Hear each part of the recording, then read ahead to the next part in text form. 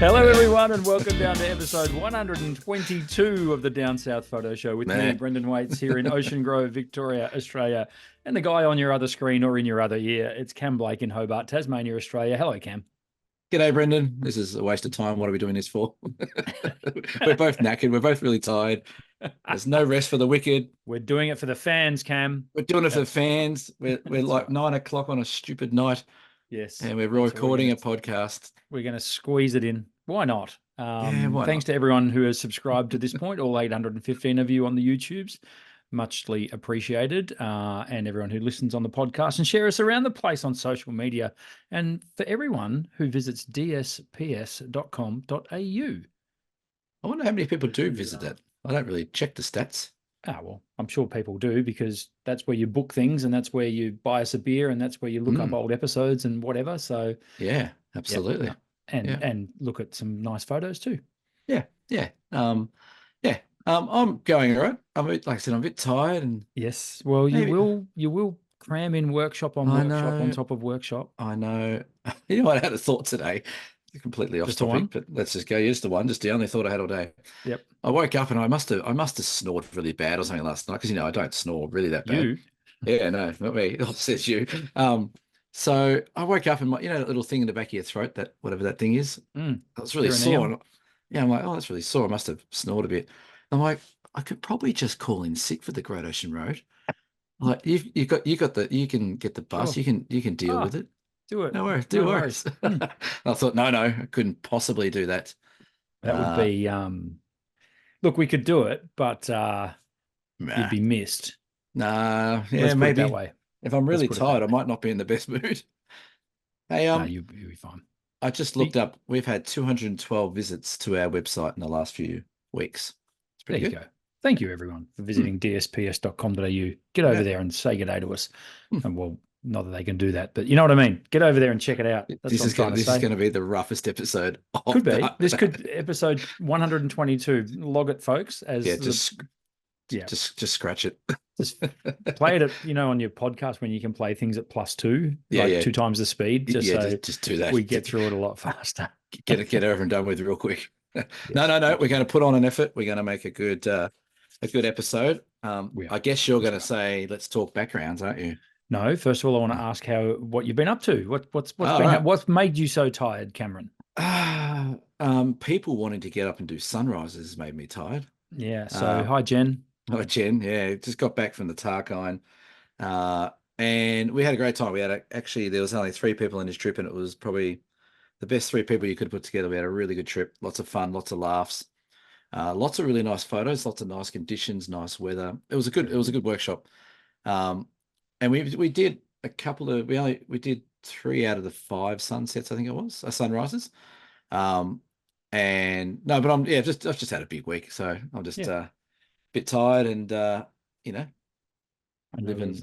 living the dream. I'm not complaining too much, but that's right. I'll be fine by the Great Ocean Road. I'll perk up. I've got another day off, and you definitely will. One thing that people might not know about you is you're not a coffee drinker. No. Maybe we need to change that. I don't drink coffee. Okay, this is what blows people away. Right? Firstly, I have never done drugs. People just go, what? Like seriously. I never inhaled. I never inhaled. Secondly, I've never had a glass of wine in my life, ever.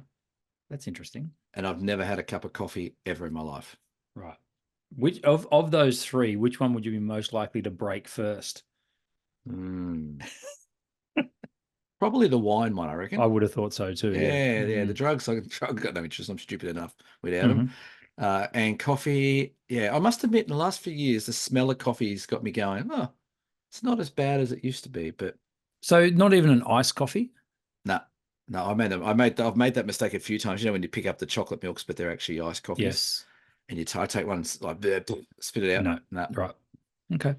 Interesting. So and I don't, because as you know, I'm a coffee man. You're a coffee man. I do love. There's something about getting up. Like if I'm going to get up and shoot the sunrise, there's something about getting up and making a really good coffee before I go out. Yeah. And then snorting a line of Coke, and then sculling a bottle of wine everywhere you go. A bottle of red. That's right. Yeah. No. Just I love. There's something. I think coffee and landscape photography go hand in hand. It's kind of like Yeah. It's kind of like peaches and cream. I love my coffee. I Yeah. actually like the process of making a coffee more than See, that's anything, I what I guess. think that's what most people enjoy. Yeah, it It's the is. process of it, and then the end result's just the cream on top type of thing. Yeah, yeah, But I must admit, every workshop I do, that's now almost one of the first questions I ask is, okay, who's coffee drinkers? Who can't yeah, work without a coffee? And it's 90% people put it up. Yep. So yeah. it's okay. So I need to be aware of that. So So we know where the good coffee shops are. no, a good coffee. Speaking of good coffee shops, Mm. another shout out to the lovely ladies who run Marley's Yes. in Stanley, to Cassie and the gang there. They looked after us again. They asked where you were, Mm. but they were in good form as always. And Kelly, who's one of the waitresses there, is now joining me on the Cradle Mountain workshop in winter. She Oh, very goes, good. I've got to do it. So she's coming along. So Brilliant. should be fun. So, Yeah. but yeah, I've been up to that. I've been in the Tarkine workshop. You've been, no doubt, in your shop doing stuff. Yeah, so I literally just minutes ago finished an entry-level SLR workshop for a couple of lovely ladies who were very keen to. They had very good quality SLR cameras that have been gathering dust since Right. COVID, basically. Right. And they've been inspired by a lot of the stuff I've been posting around Ocean Grove, particularly the Aurora thing. Yes, that's 4 episodes in a row we've mentioned that word. Yes. That sort of took flight for a lot of people. They saw those photos and wanted to get back into their photography to be able to capture that sort of stuff. So that's good Yeah. if we can inspire some people to Hmm. get into photography. That's a win. So they did my entry level workshop, which I run in the store, and yeah, a couple of hours of education and inspiration. So it was good. Really It impressed. is a nice feeling. When we get compliments, I think. Yes. Um, and compliments when people say, "Oh, I really saw that lovely shot of the aurora. How do I do that?" Like, and then they get the bug and they start wanting to do Yeah, stuff. I think that's pretty cool. it is cool. I had a lady comment on one of my photos from behind here, a different photo, saying, "I've seen so many photos of Stanley in the nut. That one is by far the best one I've seen out of all of them." And like, really, okay, that's pretty cool. There's a lot of photos out there, but it just gives you a bit of a nice little nudge to say, hey, you know what, you're doing the right thing. And Did you say thanks, Mum? no, hi, Mum. No, no, I didn't. It was Susan who, I hope is going well. She's been on a few workshops of mine, but yeah, Awesome. so it's nice. Nah, But it's always yeah, good when you get good positive feedback. absolutely. Speaking of Stanley, speaking of Marley's, which you can almost see it over your shoulder there, Cam, let's talk about your background. Now, someone asked me about how we do this. This is what Yes. actually, we spoke about the podcast a lot. I reckon we've got another subscriber coming on. G'day, Good. Lynn. Lynn was on the workshop, who Lynn actually, gets a shout out. for some reason, never heard of our podcast. The two ladies that did my workshop tonight, Never. Robin and oh my God, Oh no. Robin and Eldonna. Not an easy Al one to remember. Aldona. Eldonna. Robin and Eldonna were on my ELDONA. AL. Aldona. Hmm. Were on Oh, my workshop, and same deal. They hadn't heard of the right. podcast. Right. But at the Well, very end of my presentation, up on the screen comes our heads. Down South Photo Show logo and a little QR code for them to scan. You are the ultimate salesman, aren't you? I'm assuming So hello to them who will be watching. that QR code takes them to the right website, not one of the other websites. No. Takes them directly to dsps.com.au. Well, the reason I mentioned that, not to plug our podcast because people are here already, Mm. but they thought it was quite a high production value. And they said, so what do you do? How do you get your screen to disappear when you do your backgrounds? Yeah, it's pretty I high said, it's pretty tech. easy. That's a TV remote control that goes Yeah, up here yeah, like yeah. this. For me, it's an iPod case. So that's how we cover up our screens. That's the wonder of technologies, folks. So this is the last sunrise that everyone else in the group wanted to sleep in for. And I said, no, we're getting up to do it because it's not a chance. There's no way it's going to be 50-50 chance like someone in the group said. So we got up and did sunrise. That may have been me saying that. It did look like it was going to be 50-50. But we got up and we had this beautiful morning on Stanley on the beach. The tide was out, so we had that wet sand. It was really nice. And it was every sunrise we had just got better. So this is the last one. A beautiful way to finish off. Sadly, though, on this one, we didn't get to go back to Marley's. They were closed on Wednesday. So we had to go back to the Tall Timbers for breakfast before we How was the checked out. breakfast at Tall Timbers? I didn't experience one there. Yeah, Okay, look, moving right along by the looks of no, that. well, you know what? Tall timbers, and here's their bill. I've still got to pay here. Tall timbers, they're fantastic. They really are. If you're going anywhere towards the northwest of Tasmania, you book in there. They are amazing. Their staff are great. Their bookings are seamless, the whole lot. Um, but their food at dinner, as you know, is really nice. They have all the Excellent. steaks and stuff like that. Excellent. But their breakfasts always leave a bit to be desired, I think. Okay. Little And feedback for you, Tall Timbers. yeah, I don't know why. It's not terrible. But it's just not that fresh Marley's cooked with the great service. And it's always good to spread the love around when you go local and put Of course money it is. elsewhere and stuff. So Of course it is. now Yes. you look like you're standing Oh, under a you want, yes. waterfall. I Yeah, nearly moved on to the next subject, forgot to do my yeah, background. that's right. I'll run the show. So This is the fantastic Beauchamp Falls, which is up in the Otways. And Cameron, you'll be stood there next Tuesday. what, naked So under the waterfall? if I've got anything to do with it, we could do that. Yeah, yeah, okay, let's do that. We like leeches, right? So this is not yeah, in those Beauchamp places. Falls. Now for those of you who don't know where that is, basically on the Great Ocean Road, if you head up into the Otways above Apollo Bay, it takes about an hour to get there. Then that's where you find Beauchamp Falls, Hopetoun Falls, Triplet Falls. All the waterfalls are up there. Right. And I went up there because we've got our workshop there, as we were just saying, in a couple of days. As this goes to air, we're heading off on the workshop. So I thought I might go up and do a quick look just to make sure the tracks are all good and there's nothing washed out or anything like that. Yeah. And they are all in very, very good shape. So And that, got myself up there. that's a little waterfall there. Is that like from the platform? Like it's just That there? is from a platform, yes. Okay. All right. So it's And not zoomed in or something like that, or well, that's from the platform. So, okay. So actually, this is using my wonderful 12 to 200 lens that's technically yours, but now it's mine. yeah. And I don't know, I just sort of, it was a happy accident. The fern was sort of blocking part of the waterfall. So I'll use that to my advantage and just zoomed right in on it and cropped it Yeah. out.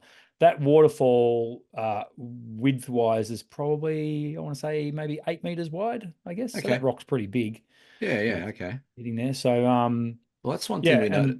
and So I was just going to say, it's one thing we noticed where we were out in Tassie. The waterfalls are so dry at the moment. yeah, Like you need almost some bone rain down dry. there. Oh, totally. So were the waterfalls all going okay where we're going? Yeah, fine. Up in the Otways, no problem. And there has been a little bit more rain since we were up there. They'll be fine. The weather's actually looking spectacular for when we're on the Yeah, Great but Ocean Road. we don't want spectacular though, do we? We want a little bit of drama going on. Yeah. And we'll get an So- aurora. You know that, right? That's just going to happen. You know what? I looked at the forecast Mm. and it's not looking terrible for one. Mm-hmm. I I noticed that. I don't want to overpromise it because if we do No. that, then Let's under promise and over deliver. it's going to be nice. Look at that. It's going to be 20. Oh, what? Goodness Sunny, me, you will get sun- in. You will be under that waterfall, my friend. All right. All right. I'll tell you what, here's a deal for you. You'll get under the waterfall. Okay, great. If we reach 1,000 subs by the end of this weekend, I will pose naked under that waterfall. Yeah. If we reach 1,000 subs by the end of this week, I'll give you $1 million. Well, you heard it here, folks. I've got my fingers crossed. Not only do I get my ass shot under a waterfall, I also get $1 million. But just to finish, so up to Beauchamp Falls, and then I went around to Hopetoun.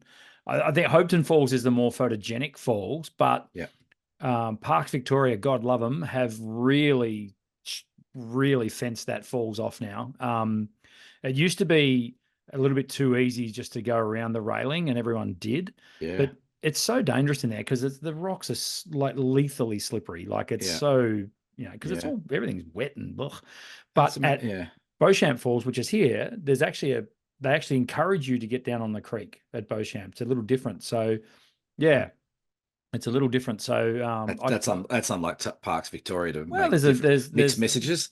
There's a path. Yeah, that's right. There's ambiguous signage. There's a path that goes down and like the steel rail that you can hang on to, and then it just ends right on the edge of the creek, and it's like off you go. So now, one condition of me posing naked under the waterfall in that spot there, I have to be able to wear my Crocs because they're my river shoes. Yep. Yes. Fine. Done. All right. Okay. Can't wait for my background next week. Let's hope to Christ we don't get 1,000 subs. Can you imagine that? Cameron, we could have got a model down there. Anyway, yes. Moving on. Our main topic, and that people probably saw on the thumbnail, is over editing. Ugh. Yeah, I know. This probably has raised its ugly head over the last few weeks because of you know what, Aurora. So over editing, what is it and why should you care? So someone posted, gosh, where did I see it? It was on social media somewhere, of course. And it was Humans in Melbourne. Shout out to Humans in Melbourne. And I shared it on my Facebook. So and they were I might actually bring up the quote. If you can just talk amongst yourselves for a second, Cameron, I'll just bring up the quote. Yeah, sure. Because it's Humans in Melbourne, is that a group or something, or Humans of Melbourne, I think they're called. Humans of Melbourne, right? Yeah. Yes. Is that enough feel for you, or do you want me to keep filling? No, not quite. I'm getting there. It's coming up. You're getting there? Because Okay. yeah, Oh, yeah. anyway, they Humans in Melbourne. posted, I think what was happening was the professional photographer gets a lot of comments about editing and over editing and things like that. So, which, you know, we hear of a lot when it comes to, but the reason we hear of it a lot is because quite often we see a lot of photos that are posted that are poorly edited. And generally they are over edited. So I'm going to bear with me because I'm going to read this out. This is from Humans in Melbourne. It is actually Humans in Melbourne, not of. So there you go. I stuffed that up. Anyway, whatever. There is a reason why photographers don't post their raw photos. It's not the finished product. I still see so many snide comments on social media by apprentice photography detectives saying, you've manipulated the colors here. My common reply is, oh, thank goodness the detectives have arrived. We all feel better now. Funnily enough, the person commenting is never a photographer. Photography is art, like food can be art. Yet you don't go into a kitchen and tell the chef how to do their job. Taking the photograph is part of the job and editing the photograph is another part of the job. Just appreciate the photograph for what it is, or don't appreciate it, which is also fine, and move on. But I'm pretty sure if I posted my raw images and tried to say, wouldn't this look nice up on your wall? People would look at me like I was crazy. So yeah. Okay. Yeah. And I thought that was an interesting topic to talk about. Yeah. For two reasons. One is the over editing pandemic, which is clear and apparent. And two is Humans in Melbourne. They make a very, very good point. That, you know, people say, oh, you've edited. Yes, you have, because you have to. Yeah. Because if you don't edit your photos, then you're not, if you just put up the raw photo. So a JPEG is edited by the camera. Yes. So, you know, people who say, oh, that's been over photoshopped or overdone or whatever, in some cases, yes, it has been. Yeah. But in a lot of cases, it's just the person's interpretation of how they want the photograph to look. So this is a two-pronger. We like a two-pronger. One is the photographer's right to edit however they want. Yeah. And to completely contradict that point, the other one is we reserve the right to call them out when it's over edited and crap. that's what I mean. Like it's a fine line. It's a fine line, and editing always comes up. But it's always the same killjoys that do anyway. Like it's always the same. They'll be the same ones that get on and comment about something else, about, you know, whatever it might be, the traffic in Melbourne, or they'll be an expert in everything. And a lot of time, I think it comes from a world of, well, I don't know how to do that as well as that person. Yeah. Or I'm too stubborn to learn how to do that like someone else. So anything that looks different from a raw file, I'm just going to call out. But having said that, you're right. We do go to the other extreme where us professionals look at something and just go, oh, that's pushed way too far. Yes. But again, art is subjective.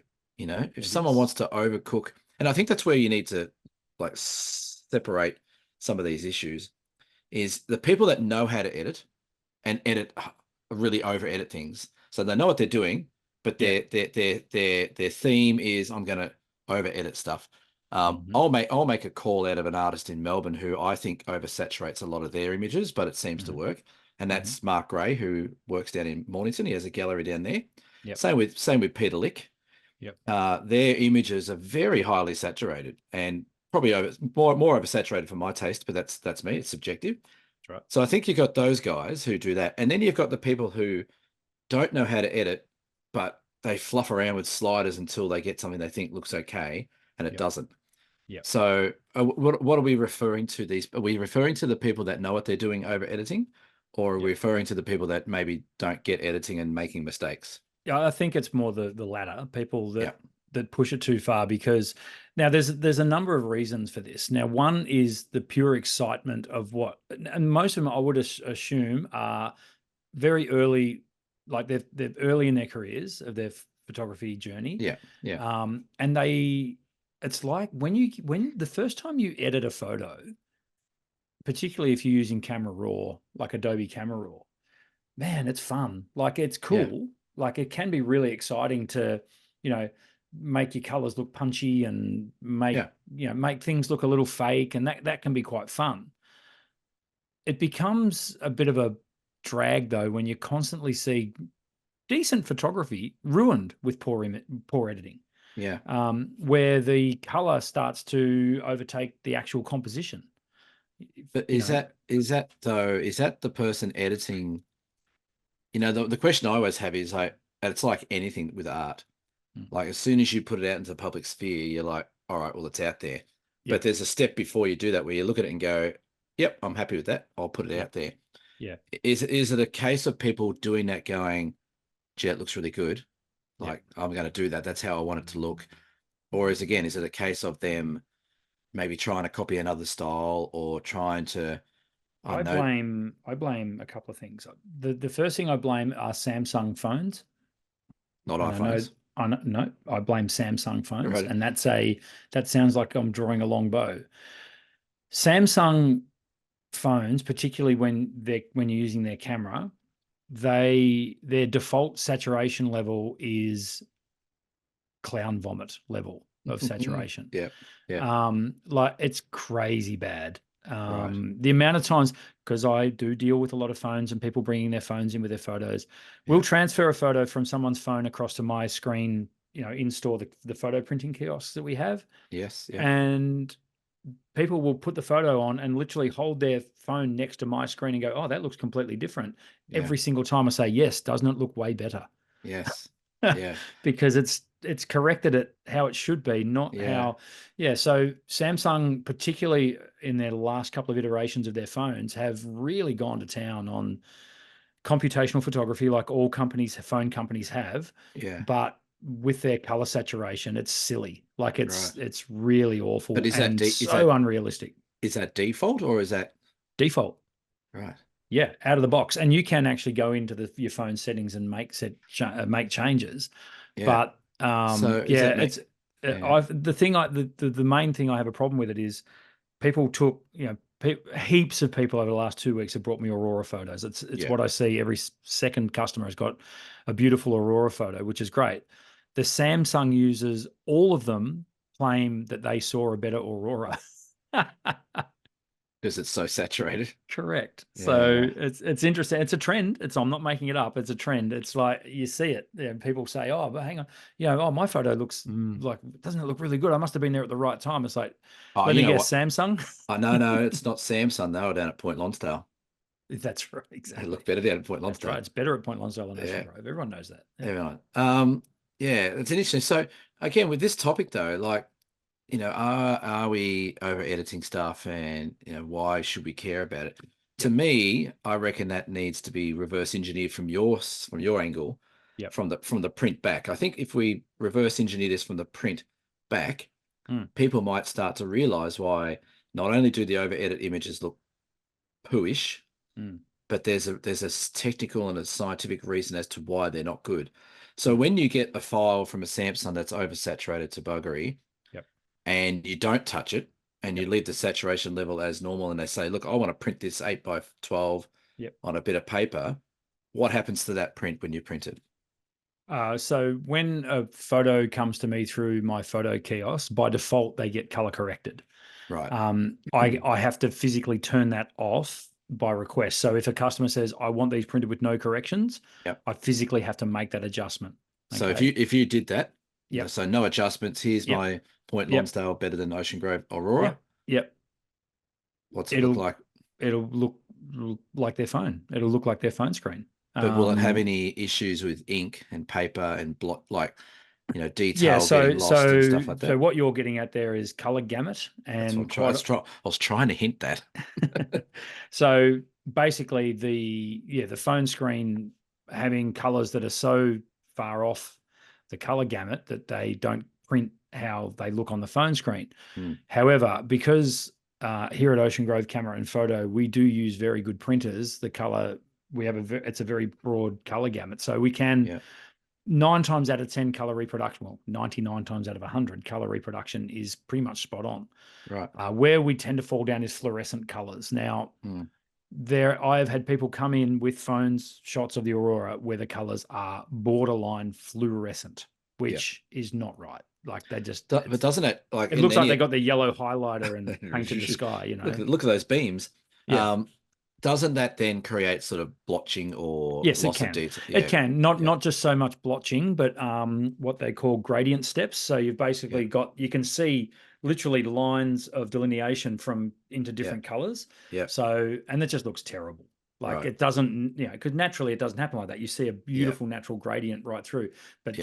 then, when colors have pushed way too far, and look, Cam, we've Outside all the been gamut. guilty of it. We've all been Mm. guilty of it. We've all done it. We've all made prints that, and you go, "Whoa, hang on a minute, Oh, that's yeah. we." I've That's got one behind me here that didn't print very well. yeah, Yeah. it's like that's not quite right. So yeah. Yeah, but So it and also with canvas printing as well, canvas being a textured surface, it can pick up. It can if your colors are off, it'll really, yeah, exaggerate it on canvas as well yeah. because it's Yeah. not a flat surface. So Yeah. So yeah, there is that to factor in as well. yeah. So that's the point I think is important. That's the point I try and teach when people are editing is that push your sliders up, go get your saturation up, do what you want to do. That's fine. Mm. But just be mindful that if you take it to a proper printer, they're either going to one color correct it to make it look a bit better, or if you print it as it is, you might find that that print quality is not what you think it is. Yes. And a lot of times people will go, well, what do you mean by that? Like, why can't I just have the really highly saturated stuff onto a piece of paper?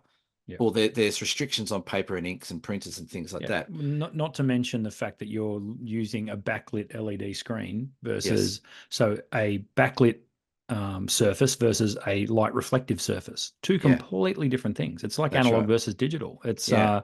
and never the twain shall meet. So I find quite often though, um, you know, when I do the subtle corrections, people are very appreciative. They, Yeah. because I'll show this, all right, that's not going to print. That's not going to print well. This is how I think you should do it. And then when we show them on a color calibrated screen, Yeah. beauty. All right. Yeah. And sometimes it is that they're just using an iPad or they're just using a tablet and their Yeah. phone, Yeah. which isn't color calibrated. So, Yeah. I mean, yeah, this is So, also the fourth episode in a row where I've mentioned color calibration. and auroras and everything else. So these people that, okay, so printing that sort of covers printing why it's important. Hmm. Like getting back to the original thing, it's like, should we give a shit anyway? Like, Yeah. if you want to put up a shot that's highly saturated, say for example that waterfall behind you, those greens are Yep. like toxic nuclear green. Yep. To me it doesn't look good, but Yep. to you that's how you want it to edit. Like, why do we care? Why do people No, care? that's right. As you say, it's subjective. And if people want to do that, that's totally fine. Hmm. However, I think you're kind of doing yourself a disservice. I think also there's this thing, and we know about this a lot, and that's the hunt for likes, where people Yep. want to get attention. And if Yeah. you oversaturate stuff when you're scrolling through Insta, generally people will pause on that because of literally the human nature. Oh, it's bright. Look at the bright, shiny thing. And then they'll say that's terrible. Yeah, that's right. Yeah. That's the attention you'll get. Yeah, I don't know, man. Like I think there's ways you can do it intentionally and it actually works. Yeah. And then there's ways where you can do it where you've just done a sloppy job of editing. But I find though, and again, you look through some of like, well, we use the auroras for example. Yeah. You look because it's so popular and there's so many people posting photos of them, and you look at them, and I would say like 2% of the ones you see are okay, and the rest of them are just processed really bad. Yeah. And again, we've touched on this yonks ago, is that social media is this little vacuum of positivity where if you go out there and say, hey, that's really over processed, and the reason why it's not going to look good is for X, Y, and Z, you'll get shot down. Yeah. So people don't say anything. That's true. And that's the downside. You can't be honest, No. because honesty comes off as negativity. Yeah. You know, that's, I remember a few times I have been honest. And what's the first comment that comes back? Gee, you must be fun at parties. yeah, that's Yeah, how right. about you go fuck yourself? Hey, beep, beep. We're not beeping that out. Oh, Jesus, he's dropped the F-bomb. Well, I did a little thing the other day, talking about online stuff. I put up a photo from this new little spot I found at the Tarkine that we went to. And I put up there and I said, I settled for this composition and stuff like that. What do people think? Well, actually, I read it out here. It was quite interesting how it worked. I said, uh, some wanky sort of thing I said at the start, but I'm also found a new location. It was quite overwhelming the amount of possible compositions I could capture. I settled for this one. Does it work? And the comments came thick and fast. Yep. Like, no, that's too close to the top. You should have photoshopped a little island at the back. A different angle down the bottom could have been good. Like, but every comment was different. Yep. And every comment had merit. Every comment was constructive. Every comment was constructive. Yep. But every comment was different as well. So Yep. if I'd actually applied collectively all those bits of advice about my photo, it'd be an absolute shocker because Yep. the composition, everything would have been completely out of whack. Yep. But it's interesting, that there's people do have these thoughts that they want to put on about a photo, but a lot of them don't unless they're invited to. Yeah, that's right. And I think I do still think there is a place for dead honest critique. And it's this show. Provided it's not mean. Yeah. Right. Yeah. But that's the problem. As soon as you say a comment, it's construed as you being mean. Mean. No, yeah. No. I'm being constructive. So someone put a photo up on Aurora Hunters tonight of a canvas print that they had done of their Aurora photo. It looked fine. Like it was oversaturated, but whatever. But Cameron, they had the gigantic signature type name of the photographer in the middle of the canvas. No. And that's all I looked at. Oh, there you go. I found it. Yeah. You see what I'm talking about? Yeah. And not only that, they also had the location. Yeah, and I know. Each their own. That's fine. They like it. Fine. That signature could literally be 10% the size that it is. The watermarks that people put up there. Oh, my God. Why would you put a watermark on a can? Anyway. Because I don't want it to be stolen or I don't know. Some people, I don't know what. I think we need to resign ourselves to the fact that we have a lot of people taking photos these days and a lot of different people. Everyone's stop different. being such snobs. Well, maybe we are being a bit snobby. It's not our fault we're better than everyone else, but God damn it. God damn it. Edit that bit out. But you know what I mean? Like there's a lot of people shooting.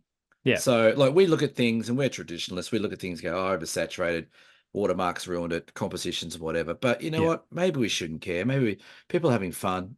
Maybe that's all that matters. Yeah, no, true. And I'd never deny anyone from sticking at your photography, but no, I think it'll make in the long term better photographers if they are pulled up on this kind of stuff. Yeah, I tell you what, I'd like to pull up the absolute dickhead that walked through our shots on the edge of the world the other day.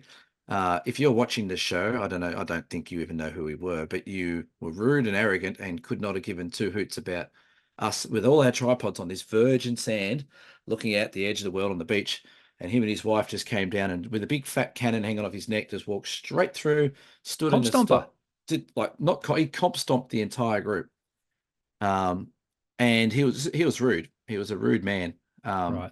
So I hope his photos all turned out like poo. Well, I was going to say I hope his next poo is in echidna, but anyway. Well, he was just rude, and that's what I mean. Like they've got all these different people out taking photographs. Some people are considerate, other people aren't. Some people like to overprocess, some people don't. Maybe we just need to chill. We are tired, mate. This is going to. I tell you what, the people on Great Ocean Road might want to bring some concrete because they're going to have to harden up a bit. I think that's right. They're going to get stuck into it. Let's plug something. Real quick, BFOP. Let's do Matt Crummins a favor and plug the Bright Festival of Photography, BFOP. If you don't know what BFOP stands for, it's the Bright Festival of Photography. It is happening in mid-October this year. They probably have a website. It's probably linked below. Jump on and check it out. You've done such a favor for Matt Crummins there. The reason BFOP is an institution. The reason that I am plugging it is because I've been invited to be an instructor this year. So You weren't invited. You begged. yeah, right. Didn't he have to call you to get my number? Yeah, he did. Well, he rang me to screen if you're worthy or Yeah, not. that's No. right. Do you think And I Brendan said, could? and I He said, said no. God, no. absolutely not. No. So the Bright Festival Photography is bfopaustralia.com. This year it is on from the 11th to the 13th of October. There's 500 tickets. There's 140 days as of now before we kick off. One little mention about Matt Crummins. I'm sure he doesn't listen to the show. He's too busy running his own podcast. Oh no, Yes. they don't do that anymore, do they? Yeah, no, probably not. They quit. But he is Mr. Fuji now. Have you seen? Did you see that? How impressive! It was very impressive. I'm It's a feather in his cap. very much a feather in his cap. He doesn't own a Fuji, I don't believe. He does But now. he does now, and he's going to be speaking at the X thing, or whatever it is, Fuji X thing in Sydney as well. Very good. He is Mr. Fuji at the moment, so congratulations to him. Yes. And he got some cracking shots with the 500mm up and in the GFX territory. Up in the territory. But I thought it was funny just how well I can tell you now the production value of that video that they put out was much better than the production value of that one episode they did of their YouTube podcast. I haven't actually looked at that video yet. Yeah, I'm gonna have to check it out. Yeah, take a vomit bag with you. Yes. We love you, Matt and Tom. So looking forward to getting up to BFOP and jump on bfopaustralia.com and check it out if you haven't already. Question without notice on that. Tickets do sell very, very quickly for BFOP when they go live. So they're live already, and I would suggest they're almost all sold out. When I say tickets, when the workshops come up, they go very quickly is what I meant to say. I misspoke. You misspoke. Hey, yes, question without notice. Are we sharing accommodation up there? Sure. Party at our house. Separate rooms, please. Oh, are we got separate rooms on the Great Ocean Road? Not telling. It's a surprise. You gone that? I don't mind. Surprise. That's fine. Now, DCAM. DCAM is back. What about you've missed something, haven't you? Probably the highlight of the week, I thought. So we may have had a little bit of feedback about Canon, our good friends at Canon, who teased the R1 last week. Teased it. Yeah, very, very interesting. And we may have given some feedback about what we thought about the camera before we've even seen it and before it's even in our hands. Yeah. And we got an official cease and desist letter, didn't we? Yeah, official, sure. Official. Of course it was. What was the name of the person who wrote the letter? The managing director of Canon Japan, Mr. Tarking Depries, instructs your podcast to retract all derogatory comments made in your last episode. I think it's actually pronounced taken de piss, but anyway. Is that what it was? Jeez. Taken the piss. Yeah. Rightio. Okay. Yeah. That's a strange name. So that was very funny when we got that message. That was quite humorous. It was posted to our Facebook page. Jump over to our Facebook page and have a look if you want to read the whole thing. We won't read it all out now, but it was quite funny feedback. Obviously from a Canon fanboy. So you could tell. Yeah, sorry, didn't mean to. Look, as I said at the time, take everything we've got to say about Canon with a grain of salt. It's quite fun to make fun of Canon. Absolutely. Yeah. By all means, take it as a grain of salt, but it does not change the fact that the R1 looks like dog shit. It's not going to change. It looks like dog shit. And Cam doubles down. Yeah. So send me another cease and desist letter, Mr. Taking the Piss. Yes. All right. There's no photography word of the week. We screwed that up. We're not doing that. Fine. Dear Cam's been missing in action for the last few weeks. So it has. Back. Yeah. It is. Dear Cam and Brendan always gets read out of the and Brendan. We know this. Yeah. This is from Alison. Hello, where's Alison from? We didn't get her from. Alison's from Melbourne. You know? And Melbourne. She bought us a slab for Smegma. Thank you, Alison. Yeah. Did that slab get to you yet? It's right behind me. Yeah, the slab is right there, literally. So that's excellent. Fine. Yeah, dear Cameron and Brendan, I have a question about white balance and how it affects a RAW file. I know it's a good idea to try and get as much as possible of your image right in camera, but I am wondering what effect white balance has on a RAW file. Question mark. I usually have mine set to auto white balance, but should I actually be paying more attention to it in camera and adjust depending on the conditions I am shooting in? I hope this makes sense. Thanks heaps. Alison.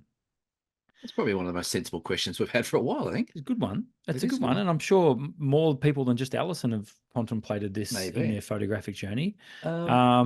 Do you want to have a crack at that, Cam, or would you like me Well, to? my name was first, so maybe I will. True. It is called Dear Cam. That is called Dear Cam. Look, I'm the same with Alison. I shoot my white balance in auto. Having said that, if I was shooting under a measured light, such as a studio light or, a certain light that I was using to light a subject or a product or something like that, then I'm most Constant light, likely, shall we say? sorry, A constant light, a shall we constant say? light. Yeah, I would set that. If I knew what the temperature of that light was, I would set it to that manually in the raw file. But whether or not it affects doing it in raw auto or setting it to the actual kelvins, I actually don't know. I don't think it would. Well, It does maybe not. maybe not, but maybe it No. does. Maybe it does a little bit. Maybe if you do shoot, if you have 6,000 Kelvin light source and you put it in 6,000 Kelvins on the raw, maybe that'll get you that'll be more accurate than the auto white balance trying to get it right itself. So that's the only thing I could think of that maybe it might be a bit better, but Yeah. sounds like a lot of stuff around. Don't From you, my Alison? experience, it doesn't affect the raw Right. file whatsoever because effectively white balance is one of the channels that the camera uses in JPEG. So Yeah. to make the conversion to JPEG, it needs to know what the white balance is. Now, having said all that, I do when we do, for example, the entry level workshop, I do tell people to keep an eye on their white balance because most people who are starting out aren't editing raw files; they've just got the No. JPEG. So that'll help you get the color right. And the other thing is JPEGs. So I shoot in RAW plus JPEG, always have. Yep. And because the JPEG gives me a reference. If I'm really not sure about white balance, which is rare, and I'm very much like you, Cam. If it was cold, it's cooler color temperature. If it was warmer, I set it to a warmer color temperature Right. when I'm editing the raw file. And when you've got the raw file, you've got all that data there. All the data is there, and you can change the color temperature till the cows come home. So I've heard a few differing opinions insofar as if you set the white balance correctly, then any kind of image manipulation won't be affected. So you are manipulating images the right way if you set your white balance correctly from the start. Yeah. I've never noticed that though. Yeah. It's never really factored into me and what I do. Well, I think what you said before though is exactly right. If you've got a constant light source, shooting a lot of flash, constant light source, shooting portrait, that sort of stuff, I think then it's more important. Well, exactly right. And having said that, though, if you've got an older light that it's meant to be rated at daylight 5600, and it's a 20-year-old light, it's not going to be 5600. Correct. It's going to be something different. So, maybe auto white balance does do a better job at it. But I think if I was doing studio work or flash work and with that constant color temperature, then I'd be probably inclined to set it manually. But having said that, I'd probably rock up and forget and just still shoot in auto. I think it's a good habit to be in to adjust it. I agree. Yeah, purely just for good color representation, even if it is in your JPEG file as a reference for when you are editing. That's a good question, though. I like it. It's a very good question, Alison. Well done. You get a slab. We'll send it back to you. If you have a question for Cam or myself, send it into Dear Cam, PO Box. No, send it in via the Faceache or the InstaWeb. Yeah. So on our socials is basically where you can do that, or you can email us. What's your email address, Cam? I can never remember. Cam@tazphoto.com.au. That's the one. You can send it to cam@tazphoto.com.au. What's my email address, Cam? contact@cameraandphoto.com.au. Brilliant. Well done. Beer donations, Cam. I was just about to say, I played a great joke on someone with knowing their email off by heart. Do you know the adult diapers you get like free samples of? Why the hell would I know about them? But okay. You do. You know. They get free samples. So I said, just put your email address in and we'll send you some. And so I said something to a mate of mine up in Burnie. G'day, Cam Wilson. Hope they still let us know if you need some more. I'm wearing them right now. He's younger than me, so he doesn't need them. Beer donations. Oh, Right out. What does this show come to? I don't know. We're not going to make it to 1,000 subs. Can you imagine if this was monetized now and we're talking about adult diapers? Yeah, we'd have to have it run an ad now for adult diapers. Well, did you see that thing I sent you today from Sarah Jane Eggins, who's the turkey farmer up in who won the $100 voucher? She's just ordered a print off me today. How's this for some stats, right? We think we do pretty well. She might get a kick out of this. She sent me a picture the other day of her on a tractor in the turkey farm. Right. Today, this week, she'll have 6,000 new turkey hens or babies or chicks or whatever they are. Wow. That's just one shed. She's got 3 sheds. They'll all have 6,000 of them coming in. She's going to have 18,000. 18,000 turkey chicks. And today, she said that one of her cows had calves, twins. Wow. And I said, what are you going to call them? Are you going to call them Huey and Louie? She goes, no, they're Scotch and Fillet.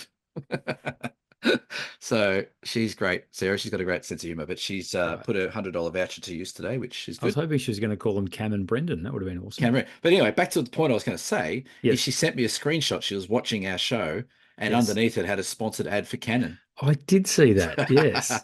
So I said, which Canon is the best match for you? Yes. So AI is listening, people. Yeah. So adult diapers, get yours below.